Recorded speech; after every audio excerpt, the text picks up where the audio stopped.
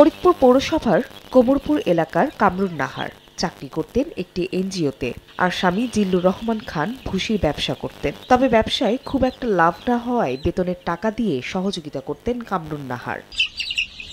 কিন্তু বিধিবাম ২০১৬ সালে এনজিওটির কার্যক্রম বন্ধ হয়ে যাওয়ায় বেকার হয়ে পড়েন কামরুন নাহার। ২ সন্তানকে নিয়ে কোনো রকমে খেয়ে পড়ে চলছিল সংসার।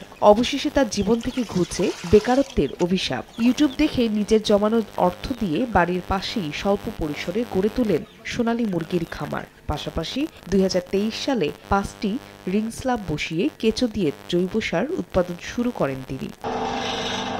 এরপর আর পেছনে ফিরে তাকাতে হয়নি কামরুন নাহারকে। ৩৫ দিন পর পর মুরগি বিক্রি করে সচ্ছলতা ফিরেছে সংসারে, আর সার বিক্রি করেই মাসে আয় করছেন লাখের অধিক টাকা। ৬০০ মুরগির একটা শেড করি, তো দেখি যে আল্লাহর রহমতে অনেক ভালো গ্রোথ হয়েছে মুরগির।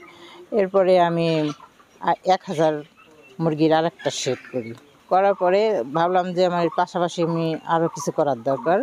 পরে আমি ২০২৩ সালের ডিসেম্বরে আমি ভার্মি কম্পোস্ট সার করি। সেটা হলো এসডিসির কর্মকর্তারা আমার এখানে সোনালী মুরগি দেখতে আসে, ওনারা আমাকে উৎসাহ করছে। এরপরে আমাকে একটা হাউস করার জন্য ৫০,০০০ টাকা অনুদান দিচ্ছে।